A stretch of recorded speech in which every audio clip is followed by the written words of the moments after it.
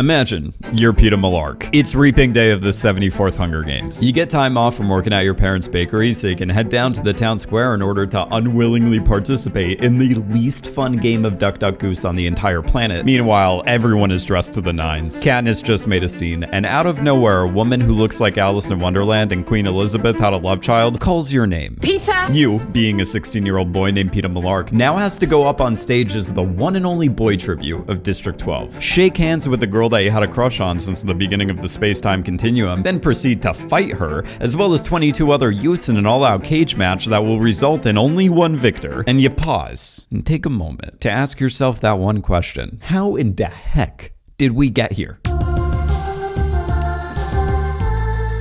In order to better understand how awkward this handshake truly was, we have to go back, like all the way back, right there, that's good, to the origin of Peeta Mellark, and how he became Loverboy, the Rock, the boy who can't stop unintentionally ruining his own day.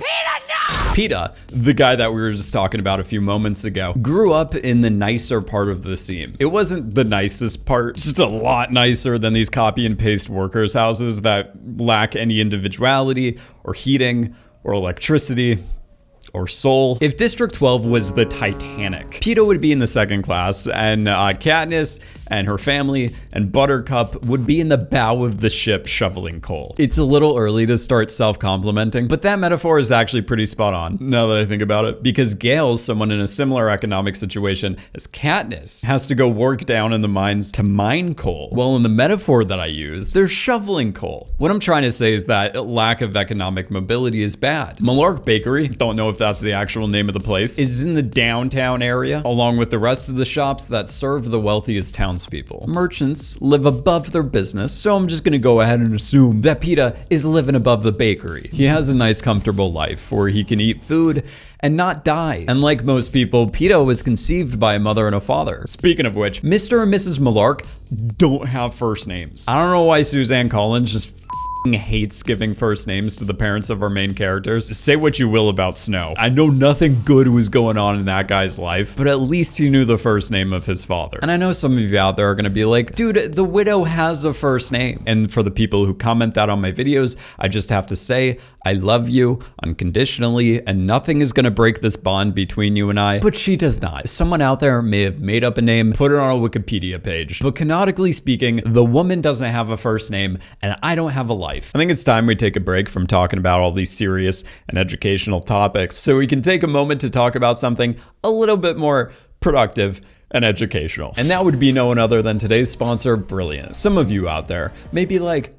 what the heck is Brilliant? And don't worry, it's my job to adequately explain things to people. Brilliant is a platform that makes learning even more exciting and approachable, as they have thousands of interactive lessons on stuff like programming, data analysis, science, and math. But the thing that separates Brilliant from like everything else is that Brilliant is a place where you learn by doing. You'll be diving into interactive problem-solving courses handcrafted by experts from top institutions like MIT or Caltech. I don't know if you know that I know this, but their methods are proven to be 6 times more effective than just watching them videos. I'm gonna be honest, the entire time it feels like you're playing a relaxing puzzle game while you're out here learning some serious skills. Recently, I've been using Brilliant to better understand data analysis. That way I can better interpret whatever the heck all this stuff is and use it to better grow my business, aka my YouTube channel. Brilliant starts you with the basics and then gradually builds your understanding step by step, easily getting you to the point where everything that seemed very intimidating before, you now look at and go like,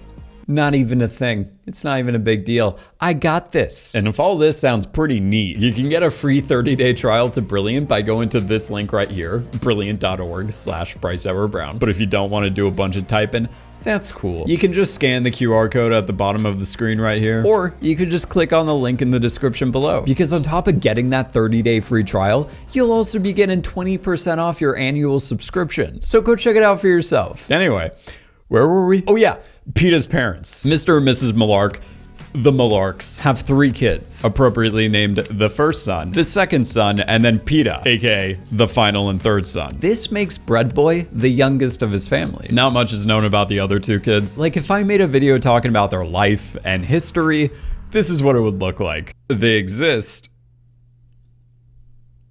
The brothers were way too old to volunteer for Peeta when he got called on Reaping Day. Not that they would. Catnip volunteering for soon-to-be cannon fodder over here was an anomaly in this hellscape. Like, I don't know why you're so upset they all got eliminated, Cat. No one cared about you until you got in the games. Anyway, Peeta's dad, Mr. Mellark, is bro. He is everything Peeta is to become. A broad-shouldered 40-something with scars up and down his arms from oven burns. The dad is also spotted rockin' blonde hair. Peeta and him both have blonde hair and blue eyes. Wait a second. According to this very credible Pinterest post from 12 years ago, Josh has hazel eyes and dark brown hair. He doesn't have any. Anyway, with this treacherous information, the film's producer, Nina Jacobson, went on to say that when Josh Hutcherson came into audition, I actually just met him earlier in the week, and he was so comfortable in his own skin, so charming, so at ease, and so likable. I felt that he really captured the Peeta-ocity of somebody who seemed genuinely sweet, genuinely likable, but also that he could be a little smooth when he needed him to be. You could see how he could cover the politician side of the character that Katniss is both attracted to and suspicious of. Hutcherson really did understand the character of Peeta and related to him a lot. As he went on to say, I fell in love with Peeta right away. His self-deprecating humor, his outlook on life, and how he doesn't want things to change for him. Those things are really part of who I am as a person. I've been in this business since I was 9 years old, and that can change you. Staying true to who I am and what my value system is has been important to me since I was really young. I apologize for the heavy amount of quotes in this section of the video,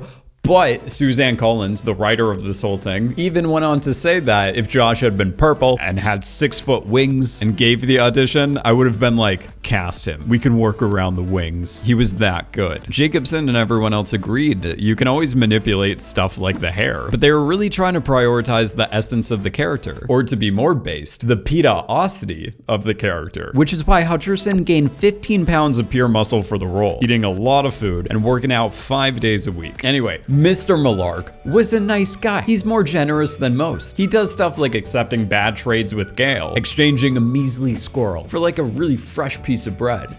It was good bread. When in the goodbye room, before the tributes get sent into the games, Mr. Mellark visits Katniss after saying goodbye to his son. He hands Katniss some cookies and claims, I'll keep an eye on the little girl, make sure she's eating. This is what I mean when I'm talking about him being a bro. Peeta's mom, on the other hand, well, she sucks, for lack of a better term. But if we're throwing out derogatory terms, Katniss refers to Mrs. Mellark as the witch, as she's the antithesis of Mr. Mellark. She's not generous. In fact, she calls kids like Katniss brats because they're checking garbage cans for rotten food to eat. And just to contrast that, Mr. Mellark is notorious for being calm, quiet, and gentle. Mrs. Mellark is known for her unreasonable bitterness, polarizing demeanor, and the yelling. The freaking yelling. It's tragic too because Mr. Mellark initially wanted to marry Mrs. Everdeen, or Miss Everdeen now. He told Peeta that the elder Everdeen ran off with some coal miner, aka Mr. Everdeen, which was Katniss's dad. And who would have thought that after all these years, Peeta would be put in a similar situation as his father? Because this goober, this guy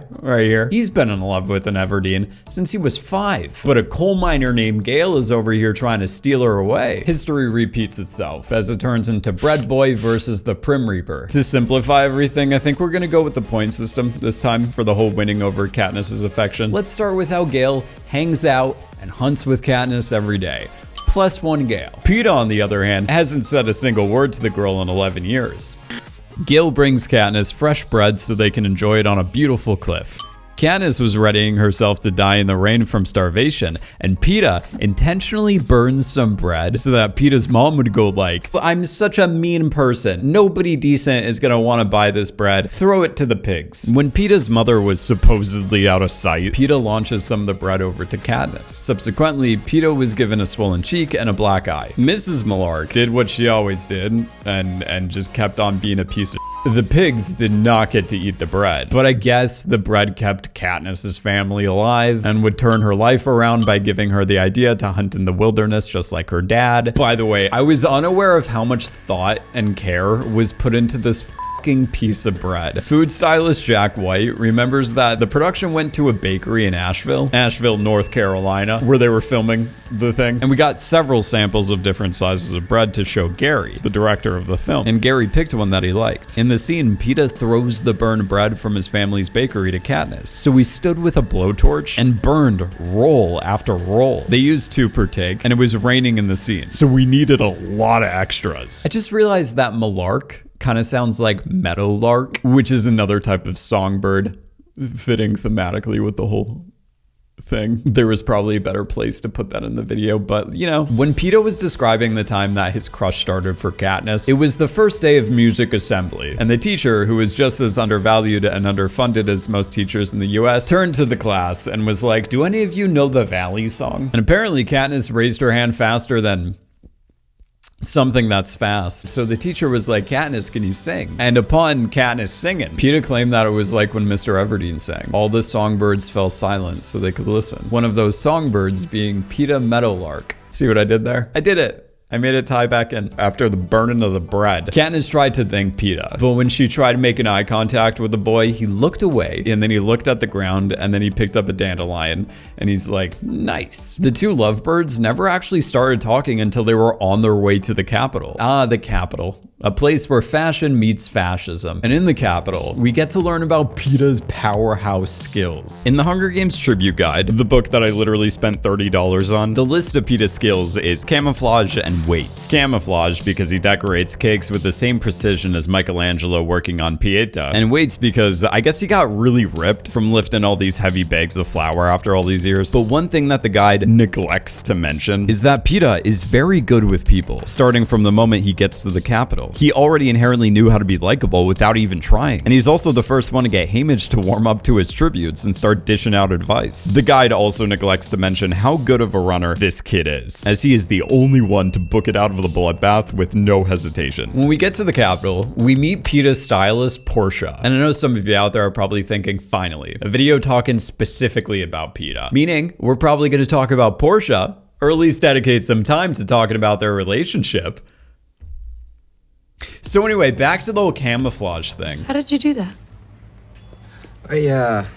I used to decorate the cakes down at the bakery. Some of you out there are all like, how can you do this from only experience decorating cakes? Especially when this bakery in the Seam, also known as the poorest place in the poorest district in all of Panem, a place where I'm gonna go ahead and assume that they don't have an abundance of frosting to practice with, let alone a variety of colors or tools. Yet Peeta would still go on to make a cake look like it came out of a Beverly Hills wedding cake company that some pretentious soulless couple named Tamantha and Todd would order, unaware that the cake and the extravagant multi-million-dollar wedding isn't going to be enough to fill the ever-expanding void in their hearts and soon-to-be marriage, because they never really loved each other to begin. The point that I'm trying to make is that the camo looks really good for someone who's never used those dyes, tools, or materials. I used to decorate the cakes down at the bakery. Maybe when they were writing that line, the writing staff may have pictured the poorest place in the poorest district to look a little less poor. Who knows? In the book, Peeta has more time to shine as an artist, as he is able to create remarkable drawings, like the one of Rue, the one that would go on to emotionally charge up Katniss. So yeah, reading about book Peeta makes this whole ordeal a little bit more believable. Actually, I'm going to be adding on to this argument by briefly skipping forward into the future. Bear with me for a moment. Okay, so Peeta's #1 thing is camouflage.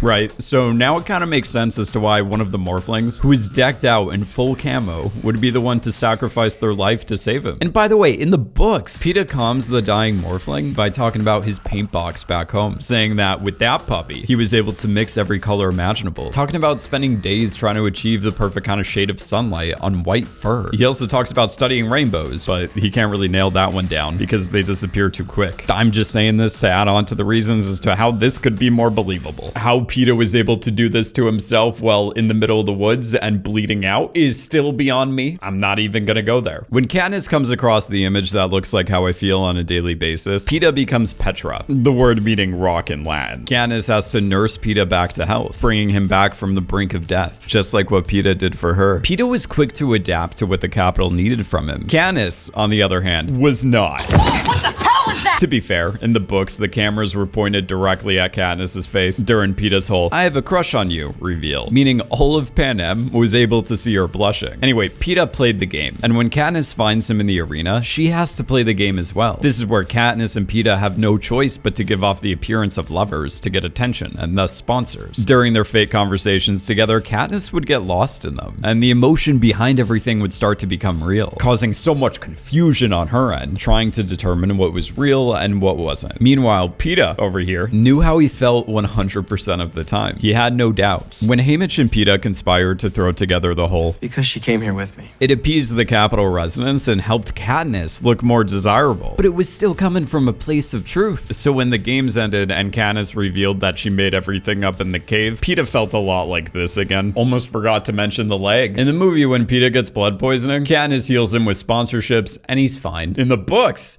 it's a whole nother story. The infection gets so bad that they have to amputate Peeta's leg, and nobody's talking about it. 6 months later, Peeta and Katniss are just as miserable as ever, and they're on their victory tour. How's it going? We're good. That's it? Costume designer Trish Somerville claims that Peeta had been through a lot. He's grown a lot. There's been a transition since the last movie, and I wanted to find a way to show that through his clothes. So when Peeta goes to the Capitol, he wears suits instead of just shirts, and his haircut seems more appropriate for a man than a boy. Even though we never get to see Peeta's Victor's Village house in the final cut of Catching Fire, Larry Diaz claimed that the interior of Peeta's house is kind of a more masculine version of Katniss's house. So you see all this and this, then this? Yeah, just imagine a more masculine version of that. By the time of Catching Fire, we see a massive shift in Gale and Katniss's relationship. The other Hemsworth used to know everything about Katniss, but now there's a huge part of her life that he doesn't understand. Even though they have their trauma bond, Peeta and Katniss aren't necessarily on the same page. In this book, Josh Hutcherson would go on to explain that Katniss just wants to keep her head down and doesn't want to change things because she wants her family to stay safe. Peeta, on the other hand, doesn't necessarily want a rebellion, but he wouldn't be completely against it. Regardless, the two take some time to actually get to know each other. During their victory tour, Katniss states that her favorite color is green. Green. And even though you don't really see it in the final film, the wardrobe department made it so Peeta would gradually start wearing more green as the film progresses. And when Katniss starts working through all these confusing feelings, she begins to open up to Peeta and starts wearing his favorite color, orange. Orange. In the book for Catching Fire, Katniss injures herself after trying to hop over this electric fence after the Peacekeepers finally turned it back on. And Peeta ends up being the one to take care of her, helping add to the time they can get to know each other for real. It's the cave all over again, but they're away from the public eye and the audience and all these weird people. Peeta was over here doing stuff like bringing Katniss cheese bread, which is already like the biggest green flag in the history of humanity, as well as carrying her up and down the stairs to get a change of scenery, because at this point she was immobile. Then he was bringing her more cheese bread, and most importantly, he was helping her work on her family book. In the book, Kat's mom wrote a list of plants and descriptions for their medical purposes, and then her father went ahead and added a bunch of plants that were edible. Katniss wanted to make her own contributions, but she needed Peeta, who was the artist out of the whole bunch, to draw the pictures of the plants in exact detail. Peeta is a terrible hunter. That's Nightlock, Peeta! His loudness actually bothered Katniss during the 74th games. When they were out there trying to hunt for food, Peeta was in the back just like stomping around going like, "Where is it?" And Katniss was just done with him. Peeta also didn't know anything about plants. That's Night! Even though someone like Gale knows about all this stuff, Peeta could finally bring something new to the table and complete the other half of Katniss in a sense. Because without Peeta being the greatest artist in the world, Katniss couldn't complete the book. After Snow ruins everyone's day, are to be reaped from the existing pool of pictures. Peeta would go on to finally take the spotlight away from Katniss by being the one to volunteer as tribute this year. I volunteer as tribute. I can't let you do that. You can't stop me. Taking Haymitch's place, completely unaware that Haymitch is part of the Second Rebellion, and assisting District 13 in getting all the victors to help protect Katniss and Peeta. When in the Capitol, Kay and P sleep next to each other, and both confirm that it's the first time they're not getting nightmares, and that they've actually forgotten what it was like to get a good night's rest. Something they left out of Catching Fire, the movie, was that the day before the interviews of the 75th games, If it weren't for the baby, Katniss and Peeta snuck up to the roof of the Quarter Quell Training Center. They ordered a bunch of food and had a day-long picnic. Katniss worked on weaving things, and Peeta did stuff like sketch pictures of her, further helping Katniss decipher what she truly felt versus what she pretended to feel. It was a moment that Peeta wanted to freeze and live in forever. When in the Clock of Doom arena, Peeta gives Katniss a pearl as a gift. It was a reference to a little inside joke between the two of them, referring to one of Effie's uneducated metaphors about K&P, saying that if you put coal under enough pressure, it will turn into a pearl. Unaware that coal doesn't turn into pearls, Effie. Pearls grow in shellfish, Effie. What Human Flower meant to say was that coal turns into diamonds. But that's also untrue, Effie. Coal contains too many impurities for a diamond to form. For someone who cares so much about her appearance and reputation in the Capitol, this moment was a nightmare for her and her career. Meanwhile, when Effie's having a meltdown, the second gift Peeta gives Katniss is a gold rectangular locket. Gold to match the hole. A token. Show them we are a team. The locket contains a picture of the nameless mother, Prim, not Buttercup, and the backup love interest, Gale, giving Katniss his blessing to go be with the coal miner and complete the Mellark prophecy. But deep down, the girl on fire didn't want to be with Gale. Not really. Katniss wasn't really aware of her feelings, and neither were people like Finnick, until Katniss involuntarily expressed a bunch of stress and worry for Peeta's life when he was in danger, or anytime Peeta put his own life in danger. You're dead. Your heart stopped. It's okay. It's working now. I don't know if any of you are curious as to how many people Peeta eliminated in the games, but during the 74th games, Peeta helped take out the District 8 female tribute, who foolishly set a fire to keep warm, thus giving away her location immediately. And then Peeta would go on to inadvertently poison Foxface. During the 75th games, he drowned the iconic District 10 male tribute, the tribute that everyone and their cousin Rebecca definitely remembers. Then, after Brutus kills Chaff, Peeta kills Brutus. And then the arena just goes... Peeta, avenging Chaff, adds his Hunger Games kill count to 4. Oh, right. Peeta taking out Brutus was known as the last ever kill of the Hunger Games. I don't really count the unofficial 76 Hunger Games as an actual Hunger Games. I don't.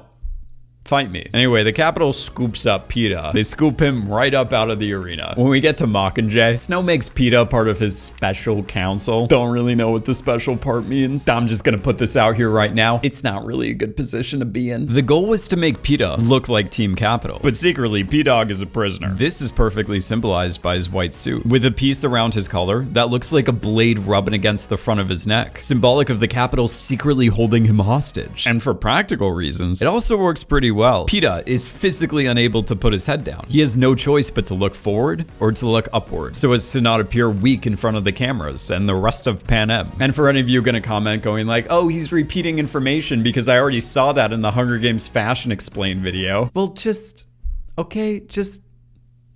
During Peeta's first interview, he talks about not knowing about the whole rebel plan, which is true at this point. He kind of knew less than Katniss. He didn't know about Haymitch and Plutarch's mutiny. Peeta didn't even know that District 12 got leveled and that his family got wiped off the freaking planet. I know what you're thinking, and yes, the witch is dead.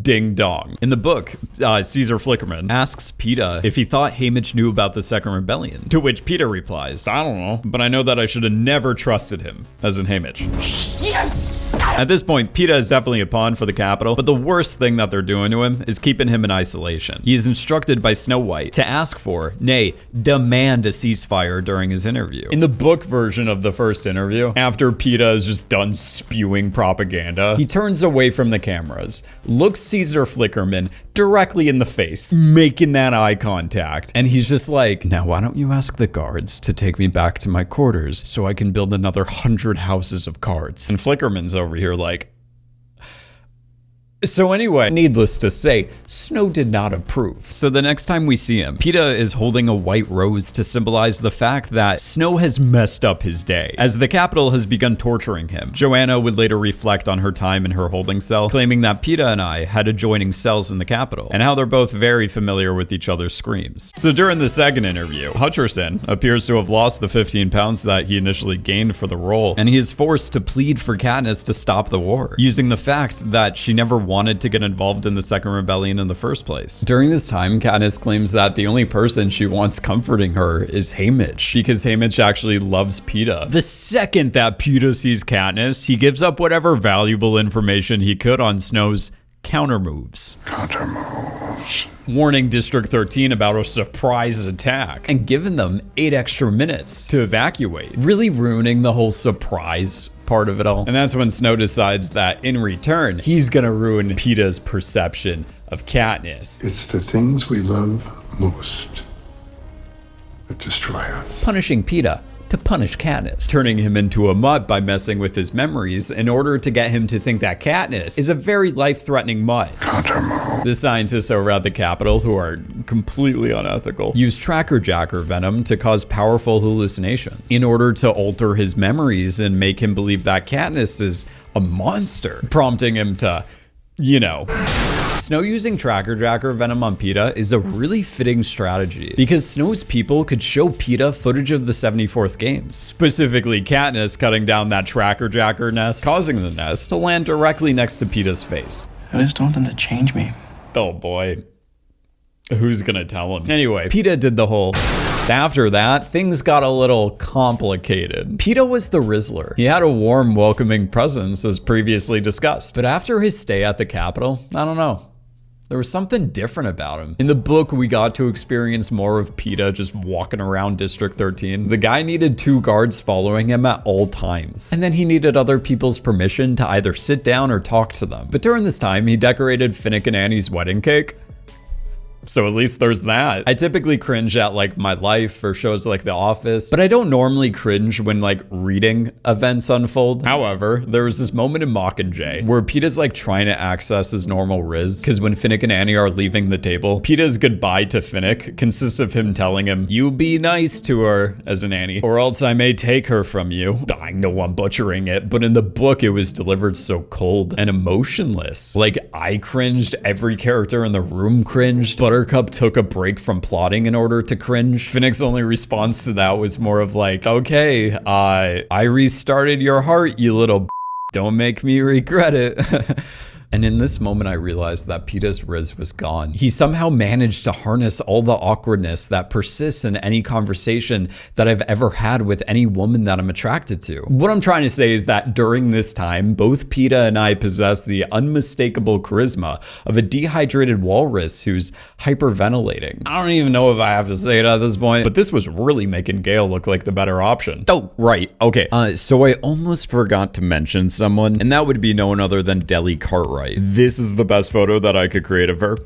Deal with it. So for those of you who aren't in the know, Deli is the happiest person on the entire planet. In Mockingjay, the book, she was one of the refugees from 12 inhabiting the bunker that was District 13. Both of her parents died, the world was ending. She's hiding underground, dressed in clothing that's so unfashionable that people like Effie are pushed to the breaking point, but she's still rocking a smile. Deli knew Peeta for a long time, as they played together when they were little. They would do stuff like make dope boys and girls, and draw animals on paving stones using chalk, mainly cats and pigs. They were tight. Deli used to tell people that Peeta was her brother. During Peeta's recovery, Katniss would go on to say that Deli thought the best of everyone. So it's unlikely that Peeta would have bad memories associated with her. This would be essential at helping clear the fog in Peeta's mind, reminding him of, you know, people that love him. So in the book, it was Deli in this room having the conversation with Peeta, not Prim. Deli idolized Katniss and would lose her temper over how Peeta was treating her. So when Peeta was behaving like this. Mutt,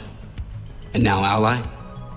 Yeah, I'll add that to the list of words I use to try to figure you out. Deli's voice would become high-pitched and squeaky, and then she would put Peeta in his place and remind him who in the heck he is talking to. Gale and Peeta weren't friends, and they've never been, but they also weren't enemies. Peeta defended Gale at the whipping post, and he tried to save Katniss in the arena so she could be with Gale. And Gale later returns the favor by volunteering to save Peeta from the tribute center. Coin potentially overrode Plutarch's decision and sent Peeta into the Capitol. I don't know. They'd almost look like Coin sending Peeta, a known flight risk, in with Squad 451 may have not been for the propos, but instead to make sure that the influential Mockingjay got eliminated. And if this is the case, it makes Coin no different from Snow, because Snow did the same thing with Peeta initially. He's the one who started it, as they both send in the guy who describes his fits of rage as completely losing himself to the point where he feels like he's sleepwalking. Then that's the guy they sent to accompany her. It's almost like Katniss's life was in danger, because Coin thought the Mockingjay was something she she couldn't control. And then when there's a transfer of power at the end of the war, she doesn't think Katniss is going to throw an endorsement her way. But then again, that's just a hypothesis. Luckily, Finnick was there to help Peeta through his issues and calm him down when needed, until the most uncalled for cinematic death in the history of cinema. By the way, I love the subtlety of this moment right here, where Peeta is just haunted by the sight of Snow. Is he still in the mansion? Peeta? As Snow was someone who clearly hurt him and had so much influence over him at that point in time. Snow says that everything that comes out of your mouth is a lie. Gale and Peeta both did what they believed was right for Katniss. Katniss never truly loved Gale the way that she loved Peeta. Katniss and Gale were compatible in a sense where they were both, made of fire and rage. However, the main difference is that Katniss had boundaries when it came to stuff like war crimes. My favorite part of Mockingjay is when Gale is constantly triggering this look of pure bewilderment from Katniss after every single overtly extreme statement he makes. The two really did have fundamentally different outlooks when it came to like ethics or morals. So, and I'd get that Gale would end up being responsible for Prim not existing anymore. Gale's willingness to sink to the Capitol's level by coming up with the idea to give Capitol residents these explosive parachute packages would also surprisingly not help his case. While he may not have been directly involved with making Prim become the literal girl on fire, in Katniss's eyes, he might as well have been. Gale was on a path of destruction and fire, while Peeta was on a path of rebirth. She compared Peeta to the dandelion in the spring. After the war, Peeta ventured out into the woods to dig up some primroses so he could plant them around Katniss's house, in memory of Prim